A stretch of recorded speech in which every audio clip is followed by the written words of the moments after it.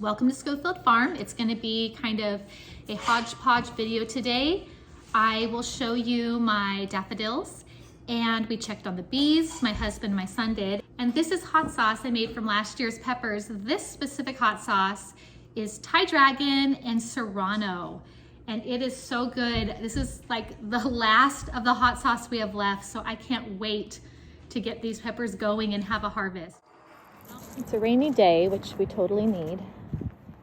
I want you to see my daffodils. I am like totally tickled by them. Let's see if I can get it to focus. Those front ones are all blooming, and then the back ones are just starting to bloom. I'll go on the other side. Over here. I would love to stretch these all the way down the fence line, because I love happy pops of color when you drive by people's houses or walk by. There we go. Oh, so pretty. Those are about to open. Those are. And this little one. Hello there. And then over here, even with the snow, it looks like the weeping plum trees are okay. They have enough blossoms still. Super pretty. The other one's even better. My iris row, we transplanted these from thinning my sister's irises. They're a beautiful purple. I guess they'd be called like a bearded iris, I'm pretty sure. Those will bloom later, and then this one is just gorgeous. Can't wait till they're weeping like all the way down to the ground.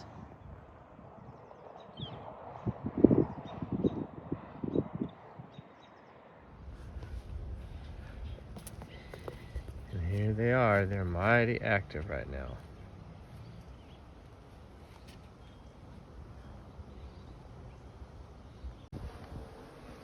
So they are definitely still here. Just like right on there?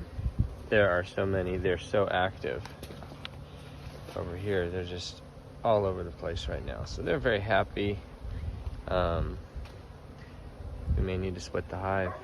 It's just so many of them. So they've done well.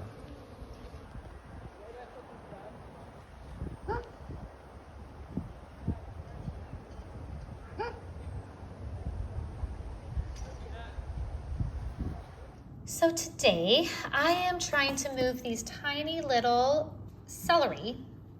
Yeah, I overseeded that for sure, into cups.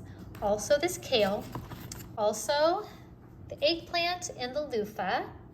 And I don't think I'm going to move up the alyssum yet, or I think this is oregano. And this is just one tiny little lemon balm. Those are gonna wait. I do have a couple more peppers to move up. Okay, so those are just a few things I'm doing. I'm not gonna do the whole video about moving them up to cups. I just wanted to say a couple things.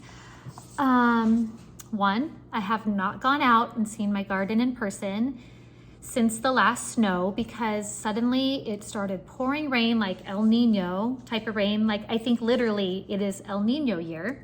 We got 3 inches in like 7 hours yesterday. So much flooding. Thankfully, our property is okay. We just got some minor stuff in the way back. Nothing to be concerned about. But some roads were completely like totally underwater, blocked off, not very far from us. But what I did want to say, besides I haven't checked the garden, we did check the bees, because I was concerned that they, here, I'm going to be potting this up while I talk to you. Whoops. That the sudden cold and all of the rain and moisture, and like they were already foraging, and the queen obviously was already laying brood, that they weren't going to be okay. So my husband went and checked them, and he said that they actually are doing amazing. They ate like all the pollen patties we put on there. So we're going to put at least one more on tonight, because next week is going to be crazy rainy as well. And I realized that I need to learn how to split a hive, and I don't know how to split a hive. Any amazing beekeepers out there, I'm going to be Googling. I'm going to be looking on YouTube and hopefully reaching out to some local bee people to get some advice, because I'm afraid they're gonna swarm as soon as it's warm enough, because their population is so big right now, which we are so thankful they made it through the winter. It'll be like the first full year of having bees. I think the first weekend of April is maybe when we got them. So that's something that I am crash course learning. I feel like this whole year has been a crash course in beekeeping, because I got them kind of like on a whim. Got really excited and spent some tax return money on them, and I haven't regretted it at all. I mean, we got a wonderful strong colony from a local apiary, and even got honey. But I feel like I've been like a step behind trying to learn things the whole way, and probably better to take a year to learn about bees like really thoroughly before getting them. But that's just not how I seem to work. So yeah, we're gonna maybe try to do our first split. It makes me a little nervous, but the thought of them swarming also makes me nervous, because we had 2 brood boxes left, and then we put like what do they call it? It's like an attic. I don't know. We put like pine bedding as insulation. I don't remember if it's called an attic, but we did that for the moisture, and I am so glad, because it rained like crazy in January, it rained like crazy this last week, and I think that helped them just be insulated and not wet and damp. Excuse me. But anyway, I'm gonna do a lot of learning about bees later today. I'm doing some potting up. Right now I'm gonna do things a lot slower than before, because things are ready kind of slowly right now. And I had restarted some of my peppers that didn't do well before, and then gave some of my other ones some time on the heat mat that had never germinated. And you know what? I'm not going to get any reapers this year. I don't know if I'll go buy a plant. I've only ever grown them from seed, but they're just not, it's not their year. Hungarian is not looking like a go either, but I did get some more Sugar Rush Peach to germinate, some more Jimmy Nardello, and more of our paprika, which makes me happy, because those are some that I really wanted, just because we eat those a lot. Those are some favorites for us. Okay, I'm gonna show you real quick. I said I wasn't gonna show you how to pot up things, but I am gonna show you this. Okay, these are so tiny. See how little they are? So I'm gonna use, I'm gonna knock over my cups. Gonna use the little tweezer. I'm gonna try to get it in the shot for you to see. I'll do this one. I'm left-handed, this is a little awkward. I'm going to, can you see it? Lift it out. Hopefully without disturbing the roots too much. I don't know. Oh, I'm very, very awkward at it. Tiny, I mean, it's hard to show you this. Tiny, tiny, tiny, barely a first true leaf. All right, so that's how I'm gonna do this. Back to a regular scheduled programming. And I wanted to just say a quick thing about learning gardening, learning homesteading, anything that you're working on, especially since I am not so new at gardening. There are a few plants I've never done, and definitely fruit trees, even though we've done them for a handful of years. Well, I've killed lemon trees at 3 different locations, so I guess that would be almost 20 years of killing lemon trees, but not successfully growing them. Okay, so what I wanted to mention to you was being new at something. Or even if you're not new, but you're like been doing it not for generations. Guys, it is totally okay to share what you have learned with other people. Like, I have never done this celery thing where I use tweezers. In fact, I've never grown celery from seed. I've grown celery, and I wasn't too impressed with my celery that I got as starts from my neighbor like 7 years ago. Like, it was mostly came up leafy. We used it for bone broth, but it wasn't like one I was gonna slather peanut butter on. But you know what? It's totally okay to share while you're learning, or maybe you've known how to do things for 10 years or even 5 years. I know of a beekeeper on Instagram, and I think they have gone full-time, and they said something like they've been keeping bees, I don't know, somewhere about 5 to 7 years. And they're teaching people, and I think that is great. I think it is great to teach people, no matter where you are, just remember, when you teach something, you learn it deeper. And if everyone waited till they were a full-on expert or had generations of experience to teach, then so many people would miss out on being able to learn because we all have different spheres of influence.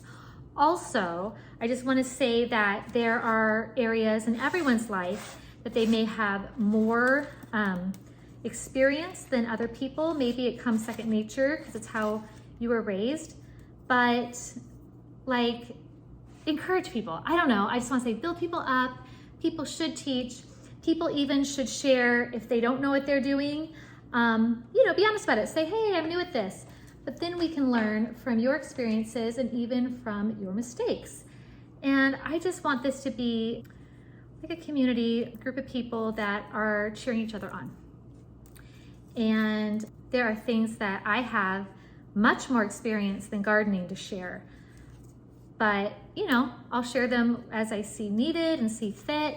And I will share gardening, and I will share the things I learned with bees, even the fact that we don't know how to do a split, but I think we're going to try. I'll try to share that stuff with you guys, and you can learn either from our success or our failure. And all that to say, I just want to say, hey, everyone is one step ahead of somebody else. And when you teach something, you learn something deeper. And I feel like the world needs everybody's voice. Everybody has something to contribute, whether they are new at something or they're like crazy seasoned veteran at something. I think everybody's perspective and their unique way of communicating and even their unique situation is worth being expressed. And I just want to encourage you, share with somebody. Even if you are a new gardener, you probably know somebody who's only thought about gardening and hasn't tried yet, and you could share with them. Or in any other area of your life. I am a believer. My husband and I are pastors, and we both come from families that are in full-time ministry. We have more of a background and experience than a lot of people do. And, we share on that a lot, but somebody else who maybe is a new believer, they have a journey to share with somebody else that will encourage them in a different way than I do. And that's just a different area of my life, but I think it just kind of shows that everybody has something to contribute. And I hope that even my mistakes and even the things that I am really inexperienced in can encourage you of the things, to do or what not to do, or maybe even just not being afraid to try. I think that's a big thing for everybody, is to have courage to try new things and not be afraid of failure. I said that before in the past, but that's the greatest way of learning, is getting out there and trying and not waiting until you achieve some mythical state of perfection that doesn't exist. Also, I wanted to show you, I have this little cute mini pumpkin that we paid way too much at the pumpkin patch for my girls. I mean, we grew pumpkins, but we didn't grow mini pumpkins, and so I think it was like $2. See how it's shriveling up? So instead of thinking, oh, I wasted $2 per little kid, we decided we would save seeds from that pumpkin last year as an investment, like a seed envelope, to grow our own mini pumpkins this year. Smart, right? You can do that too. Okay, I just rinsed them, put them on this plate, and I will dry them, and then I'm not gonna start pumpkins. I'm either going to direct sow them when we're past frost, maybe like in May. I mean, we'll be past frost before May, but I'll probably direct sow them in May. Or I will start a couple inside mid-April and then also direct sow and see which do better. But this ended up being an investment, not a cost that was just going to be thrown to the chickens. So I'm happy about that. And we're giving that shriveled up part to the chickens. This cute little root, cute little leaf is so worth it. So worth learning, and we've had such a wet winter, and looks like we'll have a wet spring. I might find that this is a bad timing to grow celery, but I might find it's perfect. And my kids sure love celery, and I don't like the price tag of organic celery at the store. So yeah, this is my second go around with celery, and I'm hoping that I am more impressed than the first time I grew it. Well, I still have a lot of random stuff to do, but here, just some of my beautiful plants. Hope you are encouraged to try something new and to share what you learn along the way. Have a great day.